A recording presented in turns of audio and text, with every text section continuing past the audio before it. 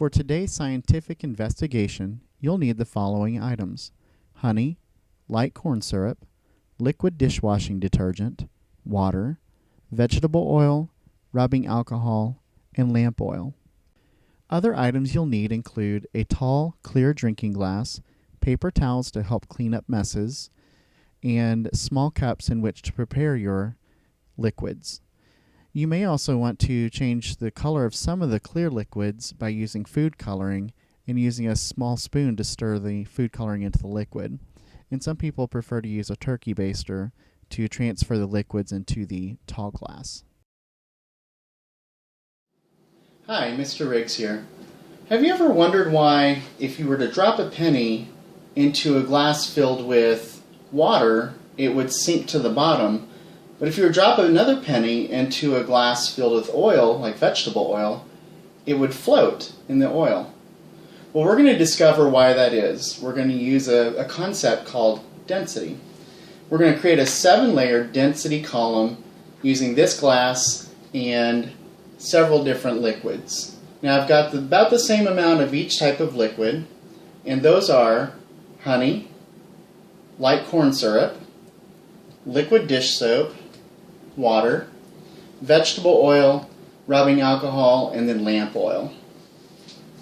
So we're going to start here. I've got a turkey baster. What we want to do is we want to draw out some of each liquid. We want to place it in the center of the glass. We don't want it to touch the sides, otherwise the different colors of the different liquids start to get a little murky. I'm going to start out with the honey. I don't have this pre-measured because honey is really sticky, really dense. And so it's not going to work very well in the turkey baster. But I'm going to carefully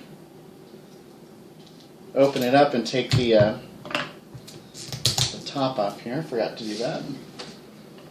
Okay, so I'm going to carefully squeeze some of this into the center.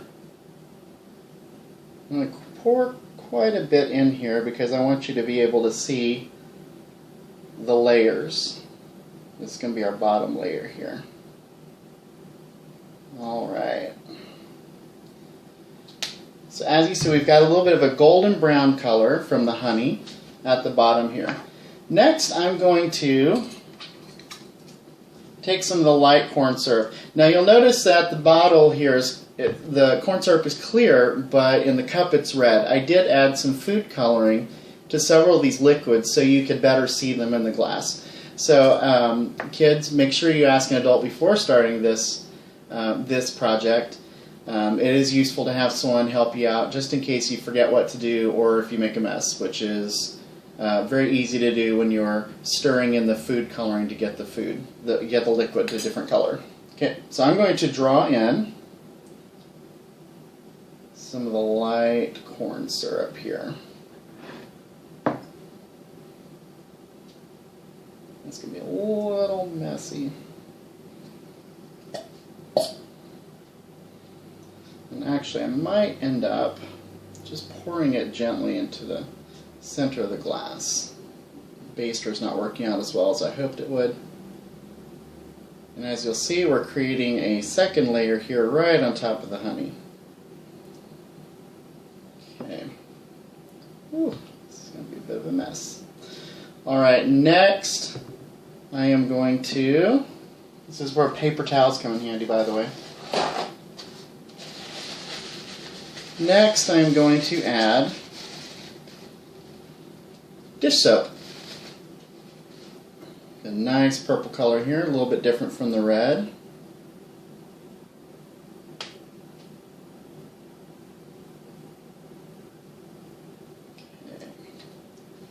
Okay, next I'm going to go for some water. I've colored it green so you can see it a little better. And if I get this to work out just right, it should sit on top. Now it's okay if the colors mix together at first. Because of the different properties of each liquid, they should even themselves out. And you'll see the water did separate itself from the dish detergent. Next, when you use vegetable oil, I didn't add any color to this. It already has kind of a little yellow color to it. You'll notice that that oil does not like mixing with the water. It has separated itself out quite nicely. And next I'm going to use rubbing alcohol. I've colored it red.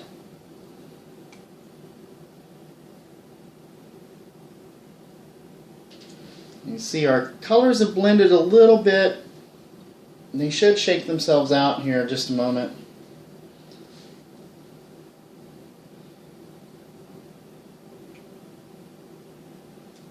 Okay. And then for my last liquid, I am going to use lamp oil.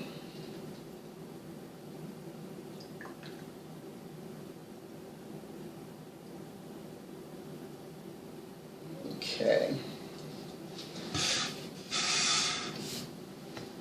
Now, if you can see this, you'll notice that we've got honey on the bottom, the light corn syrup next, dish soap, and it's hard to see, I'm sure, with from the camera.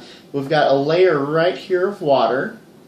Next we've got looks like our rubbing alcohol kind of mixed in a little bit on top of the water.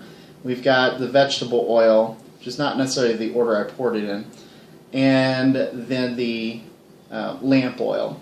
So even though a couple of the colors, a couple of liquids did not end up settling in the order that I poured them, because they have different properties, there's a specific type of property. It's a little different with each liquid. They did end up sorting themselves out. So you should be able to see a rainbow of colors here. Okay, so I want to go back to that first question that I asked, which was, if you were to drop a penny in water, why does it sink? And if you were to drop another penny into a substance, say like oil, or maybe the corn syrup, why would it float? Well, there's a reason for that. There's a concept called density. And what density is, it's basically a measurement of how solid something is. So let's say we had, actually let's use these cups for example. Let's use water and let's use the corn syrup. Okay, at the beginning when I started the experiment, I had both cups filled to the same level. So both cups had the same amount of liquid in each. But from our experiment, we can tell that they're not mixed together to make one liquid. They actually separate themselves out. One was heavier than the other. Well, what density means is that if I said it meant how solid something was, it means how many molecules or how many little bits of atoms and little pieces that make up matter, like how solidly they're packed in. Now in this drawing you can see that there's just a few molecules in here. That one's going to be less dense, like water. Now when we have something that has packed even more solid, such as the corn syrup or the vegetable oil, or the honey, I'm sorry, it's going to be packed with even more molecules, more atomic mass. It's going to be more solid than the water was. Okay, so this one, fewer molecules means less dense. This one has more molecules, which means more dense. Okay, now substances that are more dense sink to the bottom. Substances that are less dense float to the top. And that is a basic explanation of density.